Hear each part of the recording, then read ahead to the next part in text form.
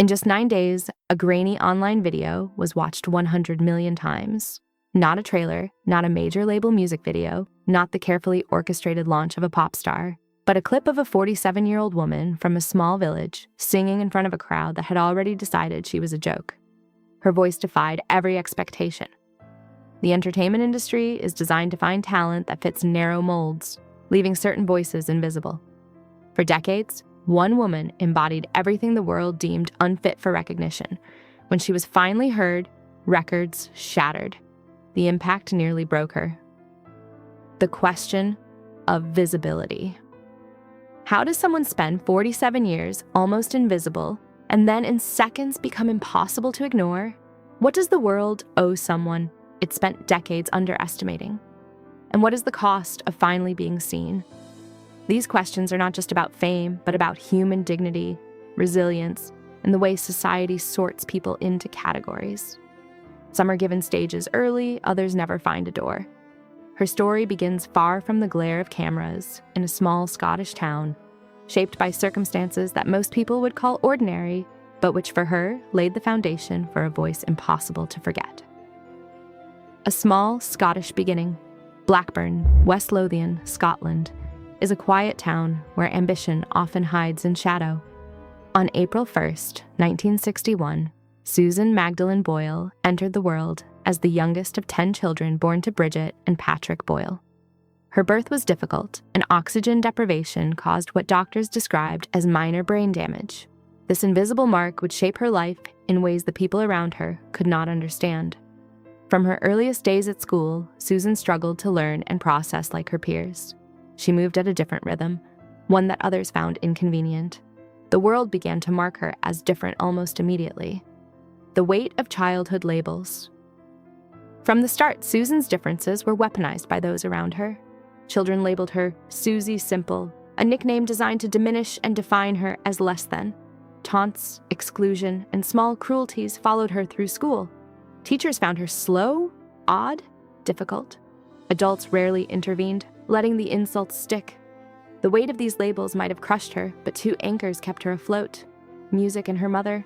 Her voice, genuine and untrained, offered a refuge, a separate world where she was not judged. It was clear and unassuming, untouched by cruelty, a companion that would carry her through the long years of invisibility. Music as a lifeline. From childhood, music was Susan's sanctuary. She sang in church, at home, and quietly in her bedroom. It required nothing from her except presence, and in return, it offered a voice no one could dismiss. Music was consistent in a world full of inconsistencies, a source of identity separate from societal labels. Each note she sang was an act of defiance, a claim that she mattered. It reminded her that even when the world refused to notice, she had value. Her voice would later shock the world, but it was nurtured long before in the quiet and often lonely spaces of Blackburn, Scotland. A mother's steady belief. Bridget Boyle was Susan's unwavering advocate. Deeply practical, yet guided by faith, she saw not a liability, but a potential. Bridget encouraged Susan to perform publicly, attended every local contest, and consistently reminded her daughter that her voice was a gift, not a quirk. In a life that offered little consistency, Bridget was the fixed point that kept Susan anchored. Her support allowed Susan to imagine a world beyond rejection, even as opportunities repeatedly proved scarce. These early performances, though modest, became the first stages of a lifetime of preparation for an eventual moment when the world would finally stop and listen. Early attempts at recognition. In her 20s and 30s, Susan tried to move beyond Blackburn. She recorded a demo tape in 1999 and applied to talent programs, regional competitions, and small showcases. Rejection and indifference followed, not always dramatically, but persistently. The entertainment industry demanded certain images and categories: young, conventional, polished. Susan did not fit. Too old, too unusual, too authentic. Each failed attempt returned her to her quiet life in Blackburn.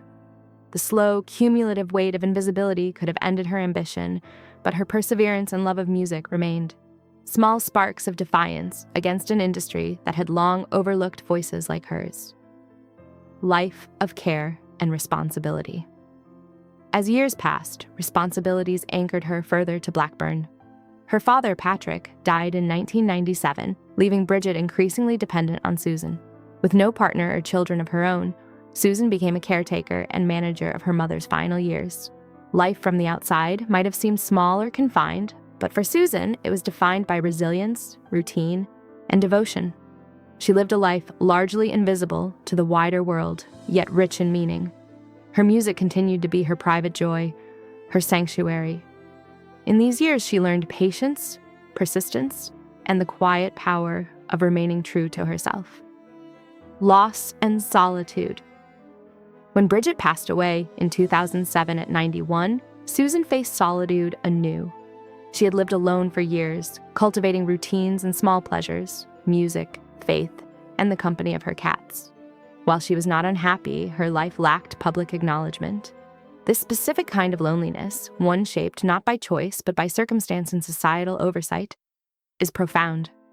Her voice had not yet reached the world, and the industry that might have celebrated her remained inaccessible.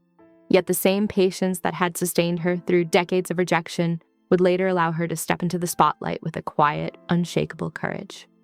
Fame and its unanticipated costs. When Susan finally gained global attention, her life changed overnight. Tours, albums, and media appearances replaced her quiet routines. The sudden visibility brought scrutiny, expectation, and pressure she had never experienced. Yet she remained honest about her life. She had never been in a romantic relationship. She had lived mostly in solitude, and her central devotion had always been to her mother. Fame could not rewrite the past, but it amplified both the joy of recognition and the emotional labor of navigating a world that had long ignored her. Her honesty about this balance inspired empathy and admiration worldwide. Redefining success. Susan's journey demonstrates that success is not always loud or conventional. Her voice and story resonated because they carried decades of invisible struggle, courage, and authenticity. Each note she sang was backed by a life of perseverance. By the time she reached global audiences, her talent was undeniable, and yet her story made it even more poignant. She proved that visibility is not just about being seen, but about being understood. In a world eager to categorize and dismiss, Susan Boyle became a symbol of resilience, showing that even the most underestimated individuals can hold immense power and beauty in their voices. The legacy of recognition. Susan's story asks larger questions. What does the world owe those it has underestimated? How do we value people whose contributions arrive late, against all odds? Recognition is more than applause.